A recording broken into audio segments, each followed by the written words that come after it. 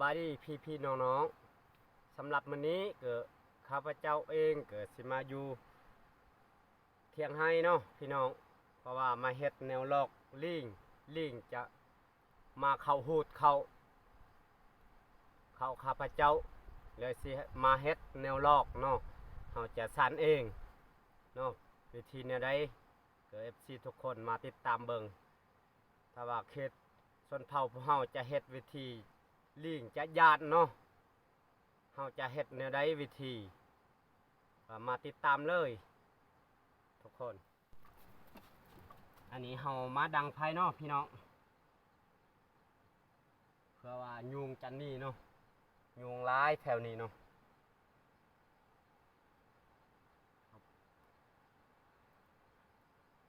ดังไฟก่อน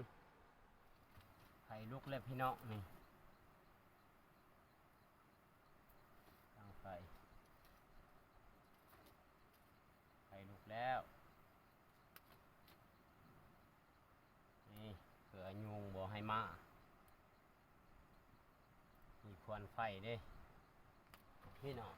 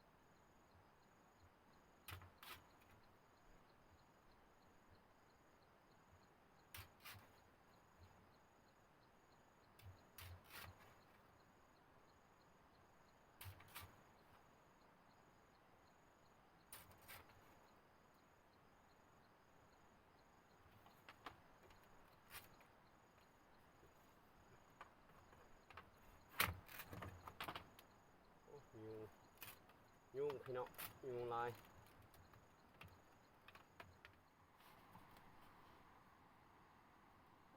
พี่น้องทำมาจัดเลยเนาะตอก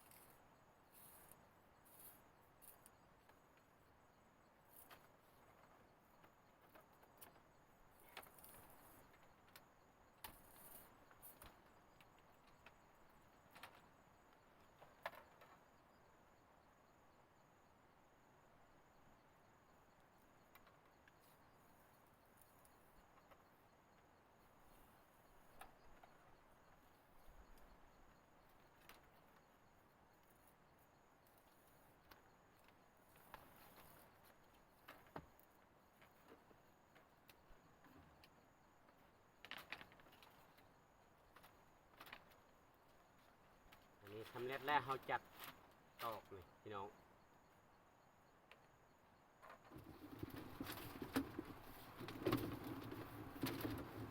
อันนี้เขาเสมาเริ่มซ่านเลยเนาะ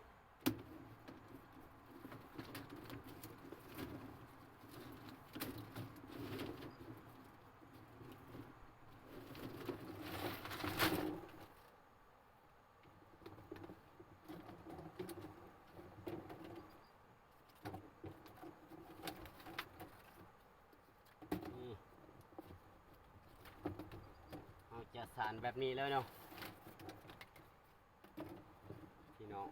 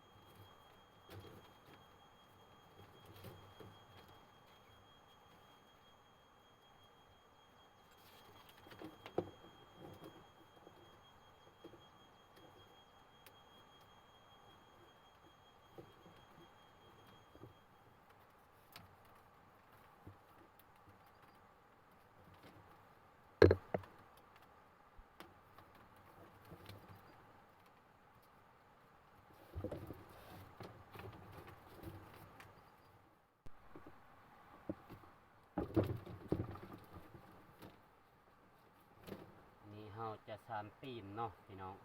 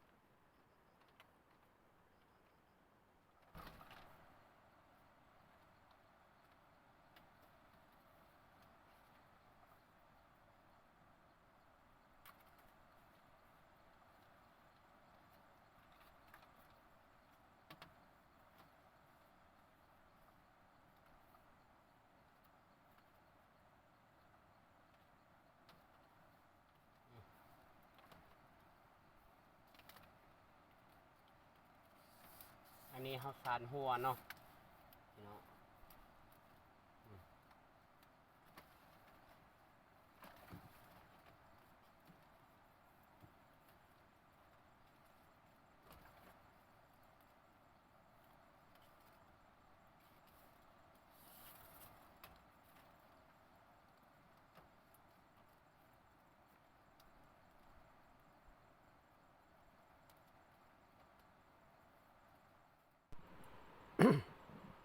อันนี้สำเร็จแล้วพี่น้องเจ้าจะตัวเองจะสานนี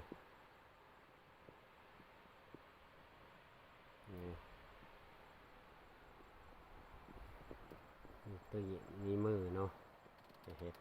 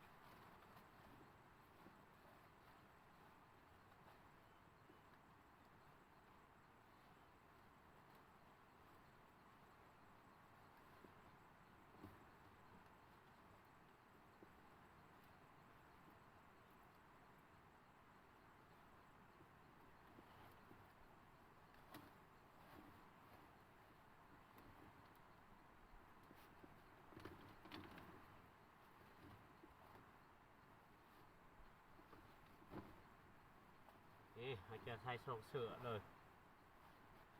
พี่น้อง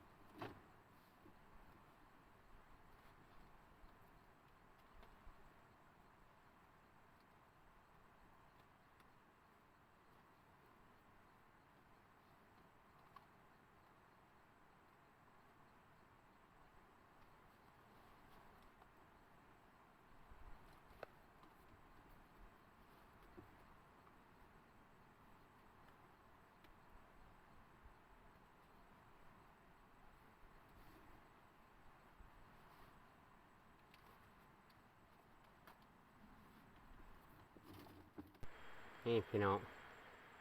ที่เฮาสารเมืองยานี่เราจะเฮ็ดคือคนเลยเนาะเราจะลอกลิงบ่ให้มันไปพูดเข้าเนาะ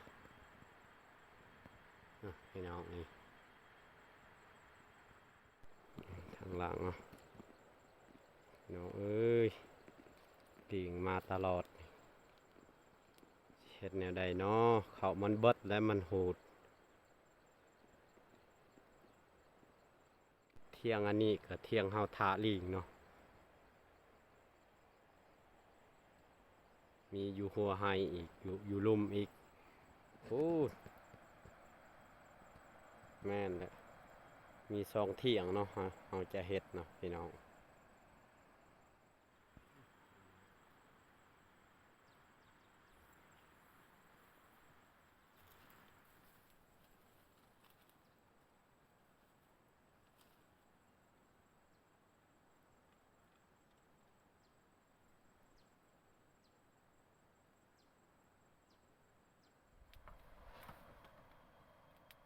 อันนี้ลำบากพี่น้องเอ้ย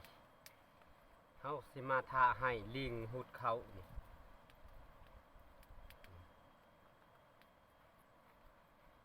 บ่มีหยังกิน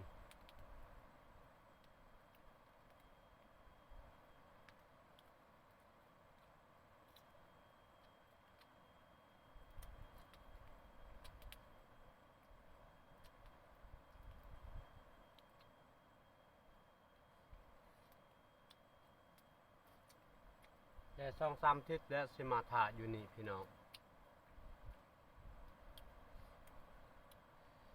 เพราะว่ายามนี้เขาก็เริ่มสุกเพิ่นเกิดมาฮูดตลอดสิกินนี่สั่งเนาะพี่น้อง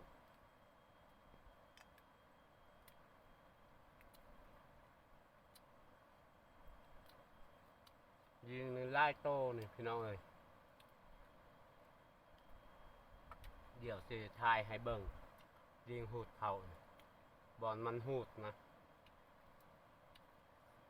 ถึงยากกับเฮาเพาะอยู่เทิงแต่บ่ได้ยิงตัวเองบ่เคยยิงตัวลิงบ่เคยกิน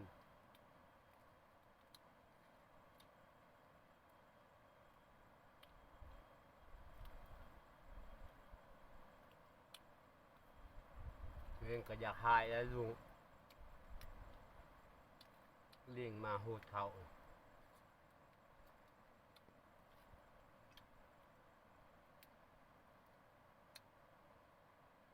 ส่วนเมียก็ท่า2-3 ทิศแล้วนอนเผาผู้เดียว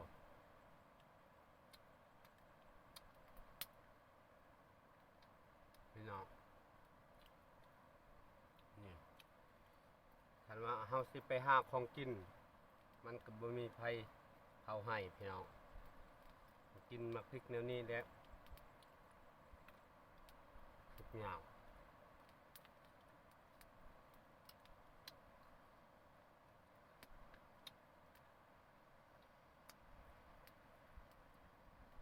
ห้างก็สุดคมพยายามมาทาลิงโอ้แต่เดือน7พุ่นเดือน7เพิ่นเข้ามาจี้ใจบัดฮอดยามนี้เพิ่นมาฮูดเอาพี่ลึกพี่เรือลิงนี่มาฮูด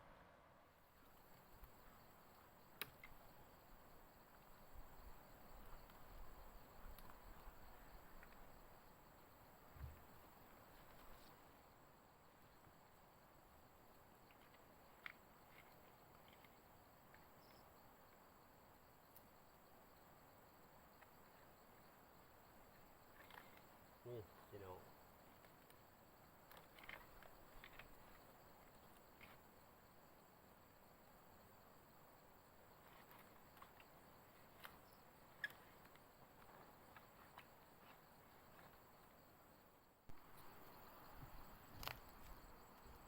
บอนนี้และบอนเฮาจะว่างเนาะพี่น้อง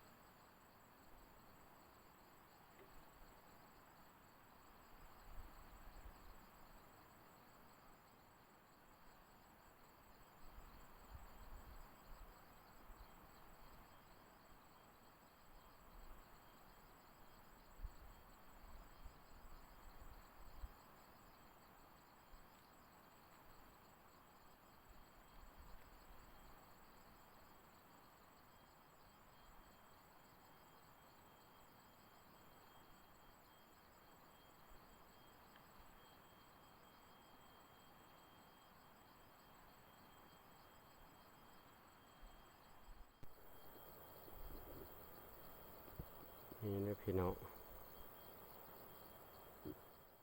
ติงฮูดนี่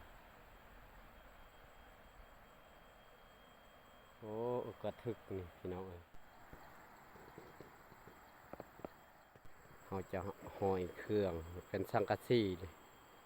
เราจะห้อยไว้เพื่อเราหลอกลิงเพิ่นก็บ่ย้านนะเพิ่นเข้าไปฮูดพี่น้องเสียดายเขานี่ฮูดที่สั่งนี่โอ้วันนี้แล้วมันเห็ดนี่เสียดายเขาต้นโหจะวางไว้หมกผลกระทบเกิดผลบ่ญาติพี่น้อง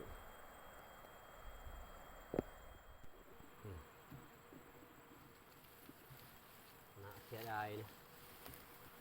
มันพูดเป็นสั่งมดพี่น้องกินสั่งเนาะ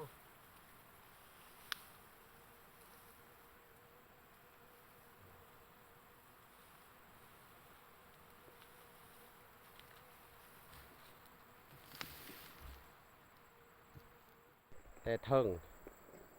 มันจะหูดนี่ฮอดฟู